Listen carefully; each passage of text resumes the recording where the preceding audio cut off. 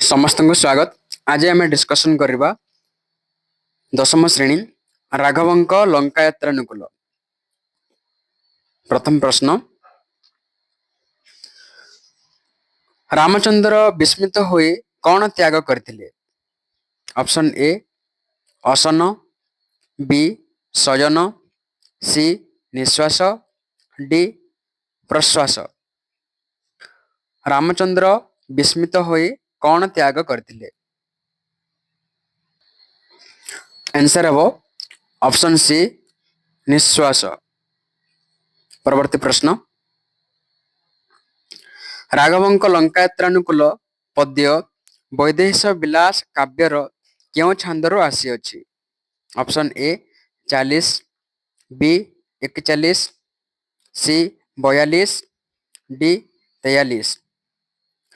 राघवंक लंकायात्रानुकूल पद्य वैदेहीश विलास काव्यर क्यों छांदरू आसीअछि? आंसर हम ऑप्शन ए 40 छांद। परवर्ती प्रश्न, उपेंद्र भंज क्यों शब्दकोशर प्रणेता? ऑप्शन ए भाषाकोश, बी तरुण शब्दकोश, सी गीता विधान, डी सुखबोध अभिधान। उपेंद्र भंज क्यों शब्दकोशर प्रणेता? आंसर हम ऑप्शन सी गीता विधान। चतुर्थ प्रश्न, राघवंक लंकायात्रानुकूल कवितार वैशिष्ट्य कौन? ऑप्शन ए अलंकार प्रियता, बी शब्द संयोजना कौशल, सी समय प्रति नीतिनिष्ठ वार्ता, डी ए बी सी रे थिबा समस्त। राघवंक लंकायात्रानुकूल कवितार वैशिष्ट्य कौन? आंसर हम option D A B C रे थिबा समस्त। परवर्ती प्रश्न, क्यों जलजीवर नाम संख्या को बुझाई थाए? ऑप्शन ए शामुका, बी सांकुच, सी शंख, डी गेंडा। क्यों जलजीवर नाम संख्या को बुझाई थाए?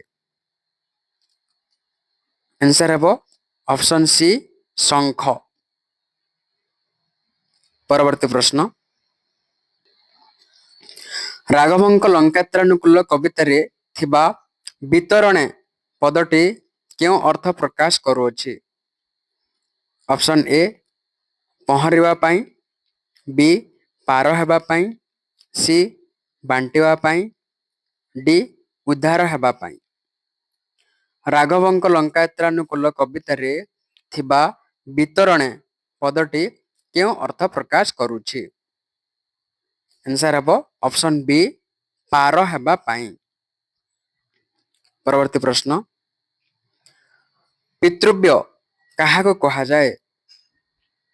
ऑप्शन ए पितांकर पितांकु, ऑप्शन बी पितांकर सान भाई को, ऑप्शन सी पितांकर बड़ भाई को, ऑप्शन डी पितांकर पितामह को। आंसर हम ऑप्शन बी पितांक सान भाई को।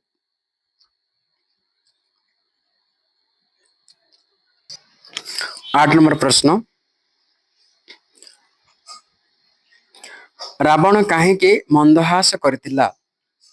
ऑप्शन ए अंगदर पराक्रम जानी, बी रामंक कुशसज्जा कथा जानी, सी रामंक सैन्य बल जानी, डी बानर मान युद्ध करबे बोली जानी। रावण काहेकि मंदहास करथिले?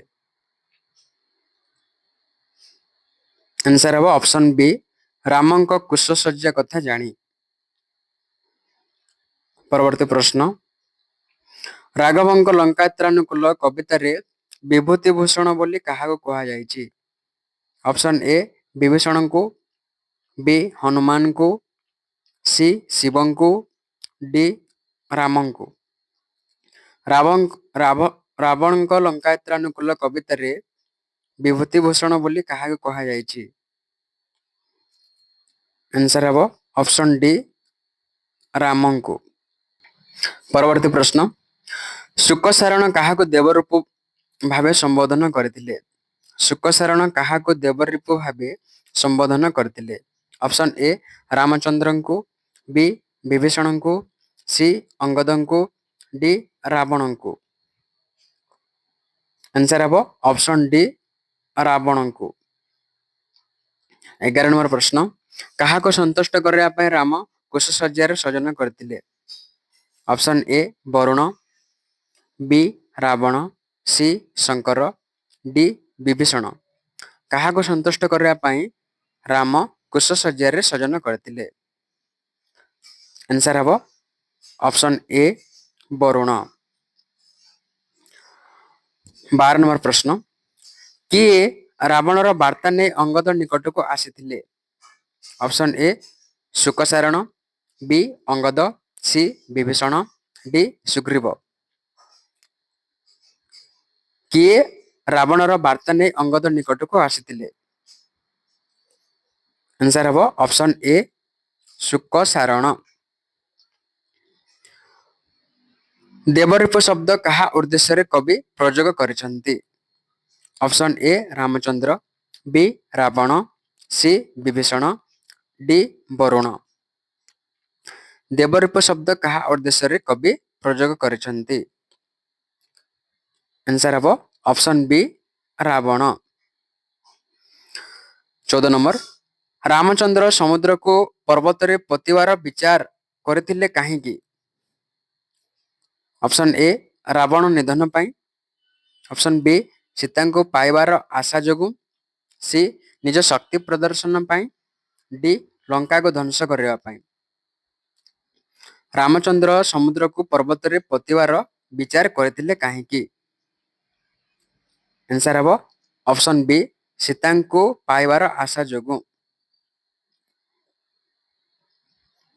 15 ନମ୍ବର, ବରୁଣକୁ ପ୍ରସନ୍ନ କରିବା ପାଇଁ ରାମଚନ୍ଦ୍ର କ'ଣ କରିଥିଲେ? ଅପସନ୍ ଏ ଯଜ୍ଞ କରିଥିଲେ, ବି ପୂଜା ଅନୁଷ୍ଠାନ କରିଥିଲେ, ସି ଉପବାସ ରହି କୁଶ ଉପରେ ଶୋଇଥିଲେ, ଡି କଠୋର ତପସ୍ୟା କରିଥିଲେ। ଆନ୍ସର ହେବ ଅପସନ୍ ସି ଉପବାସ ରହି କୁଶ ଉପରେ ଶୋଇଥିଲେ। 15 ନମ୍ବର, ରାବଣ ମନ୍ଦହାସ କରିଥିଲେ କାହିଁକି? ଅପସନ୍ ଏ ରାମଚନ୍ଦ୍ର ସମୁଦ୍ର ପୋତିବାର ଚେଷ୍ଟା କରିଥିବାରୁ, ବି ରାମଚନ୍ଦ୍ରଙ୍କ ସୈନ୍ୟ ସଂଖ୍ୟା କମ୍ ଥିବାରୁ, ସି ରାମଚନ୍ଦ୍ରଙ୍କୁ ପରାକ୍ରମହୀନ ଭାବିବାରୁ, ଡି ସମୁଦ୍ର ଜଳରେ ପକାଯାଉଥିବା ପର୍ବତ ବୁଡ଼ି ଯାଉଥିବାରୁ। ରାବଣ ମନ୍ଦହାସ କରିଥିଲେ କାହିଁକି? ଆନ୍ସର ହେବ ଅପସନ୍ ସି ରାମଚନ୍ଦ୍ରଙ୍କୁ ପରାକ୍ରମହୀନ ଭାବିବାରୁ। 17 ନମ୍ବର, ବାନରମାନେ ସମୁଦ୍ରରେ ପକାଉଥିବା ଗିରିଗୁଡ଼ିକ ବୁଡ଼ିଯିବାରୁ ରାମଚନ୍ଦ୍ରଙ୍କ ମନରେ କେଉଁ ଭାବ ଦେଖା ଦେଇଥିଲା? ଅପସନ୍ ଏ ଆନନ୍ଦ, ବି ବିଷାଦ, ସି ବିସ୍ମୟ, ଡି ବିତୃଷ୍ଣା। ବାନରମାନେ ସମୁଦ୍ରରେ ପକାଉଥିବା ଗିରିଗୁଡ଼ିକ ବୁଡ଼ିଯିବାରୁ ରାମଚନ୍ଦ୍ରଙ୍କ ମନରେ କେଉଁ ଭାବ ଦେଖା ଦେଇଥିଲା? ଆନ୍ସର ହେବ ଅପସନ୍ ସି ବିସ୍ମୟ ଭାବ। 18 ନମ୍ବର, ଅଙ୍ଗଦର ପିତାଙ୍କ ଶତ୍ରୁ କିଏ? Option A Ramachandra, B Ravana, C Sugriva, D Bali. ଅଙ୍ଗଦର ପିତାଙ୍କ ଶତ୍ରୁ କିଏ? ଆନ୍ସର ହେବ ଅପସନ୍ ସି ସୁଗ୍ରୀବ। ରାମଚନ୍ଦ୍ର ଅନଶନରେ କାହିଁକି କୁଶଶଯ୍ୟାରେ ଶୟନ କରିଥିଲେ? ଅପସନ୍ ଏ ସୀତାଙ୍କୁ ପ୍ରସନ୍ନ କରିବା ପାଇଁ, ବି ବରୁଣକୁ ପ୍ରସନ୍ନ କରିବା ପାଇଁ, ସି ରାବଣକୁ ବଧ କରିବା ପାଇଁ, ଡି ତପସ୍ୟା କରିବା ପାଇଁ। ରାମଚନ୍ଦ୍ର ଅନଶନରେ କାହିଁକି କୁଶଶଯ୍ୟାରେ ଶୟନ କରିଥିଲେ? ଆନ୍ସର ହେବ ଅପସନ୍ ବି ବରୁଣକୁ ପ୍ରସନ୍ନ କରିବା ପାଇଁ। ବଡ଼କୁଲେ ଜନମି ଶରଣେ କି କାରଣେ, ଏହା କାହାର ଉକ୍ତି? Option A Ravan, B Raghav, C Vibhishan, D Sugriv. बड़ कुले जन्मी शरणे कि कारणे यह कହାର उक्ति? आंसर हम ऑप्शन ए रावण। परवर्ती प्रश्न राघवଙ୍କ ଲଙ୍କାୟତ୍ରାନୁକୂଳ କବିତାଟି କେଉଁ କାବ୍ୟରୁ ଗ୍ରହଣ କରାଯାଇଛି? Option A Prema Sudhanidhi, B Lavanyavati, C Vaidesha Vilasa, D Subhadra Parinaya. Answer हम ऑप्शन सी वैदेश विलास। परवर्ती प्रश्न वरुण को संतुष्ट करने को जाए रामचंद्र कहा ଉପରେ ସଜନ କରିଥିଲେ? ऑप्शन ए बालुका शଯ୍याରେ, बी पुष्प शଯ୍याରେ, सी ଶିଲା ଶଯ୍ୟାରେ, डी कुश ଶଯ୍ୟାରେ। आंसर हम ऑप्शन डी कुश ଶଯ୍ୟାରେ। 23 नंबर प्रश्न दशशिर किए? Option A Meghanada, B Ravana, C Varuna, D Raghava. Dashashira किए? आंसर हम ऑप्शन बी रावण। 24 नंबर प्रश्न अंगदଙ୍କ ତଳ ପ୍ରହାର କାହା ପରି ଥିଲା? ऑप्शन ए ଶିଲାଘାତ ପରି, ऑप्शन बी ଶରାଘାତ ପରି, सी ବଜ୍ରାଘାତ ପରି, डी ଗଦାଘାତ ପରି। अंगदଙ୍କ ତଳ ପ୍ରହାର କିପରି କାହା ପରି ଥିଲା?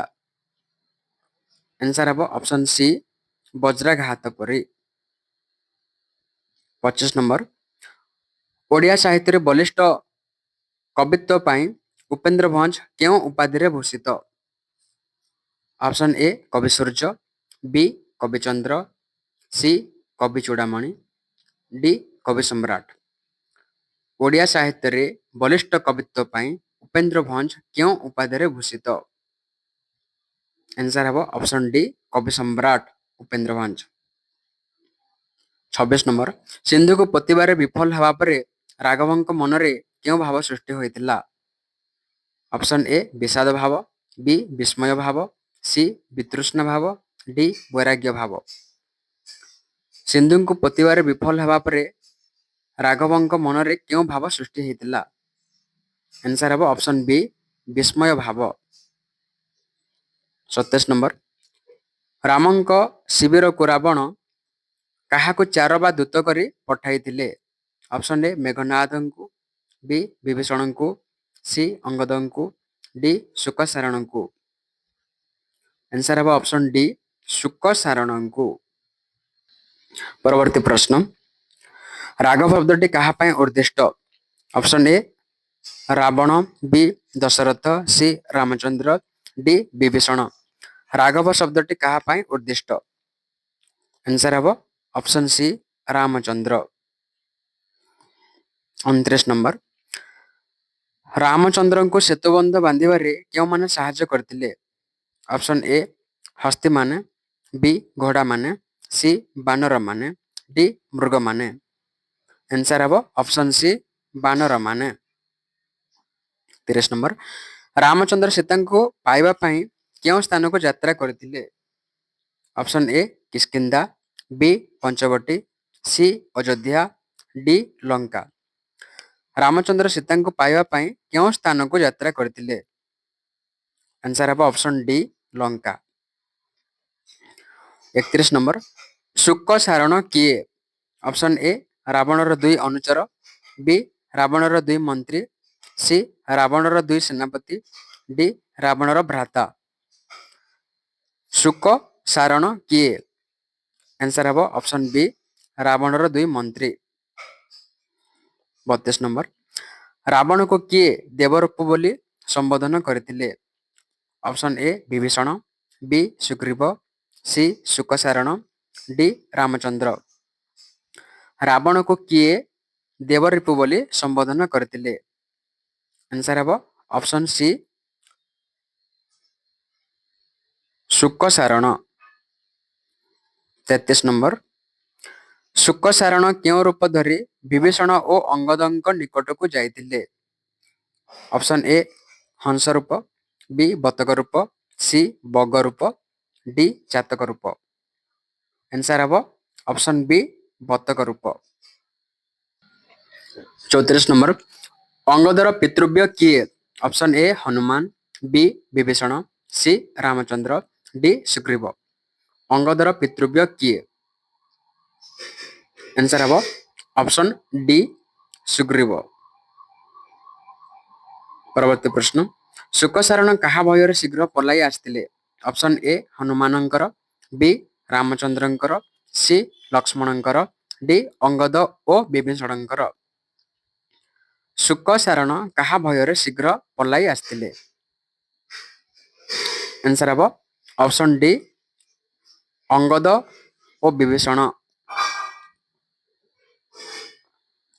36 ନମ୍ବର କେଉଁ ଦେବତାଙ୍କୁ ପ୍ରସନ୍ନ କରିବାକୁ ଶ୍ରୀରାମଚନ୍ଦ୍ର ବନବାସ ରହି କୁଶ ଉପରେ ଶୟନ କରିଥିଲେ?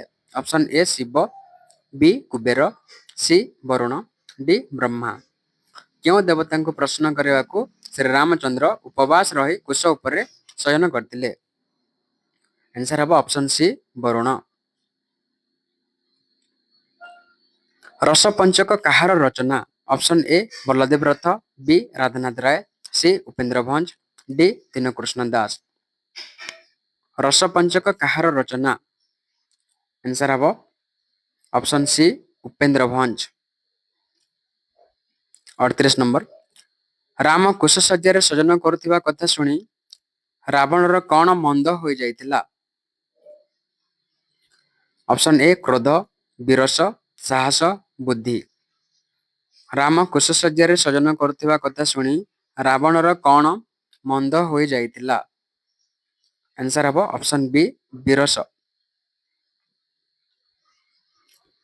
39 ନମ୍ବର କପିମାନେ ସମୁଦ୍ରରେ ଗିରି ପକାଇଲା ବେଳେ ଜଳ କେଉଁ ଶବ୍ଦ କରୁଥିଲା? ଅପସନ ଏ ସୁ ସୁ, ବି ସାଇଁ ସାଇଁ, ସି ଫି ଫି, ଡି କଳ କଳ। ଆନ୍ସର ହେବ ଅପସନ ସି ଫି ଫି।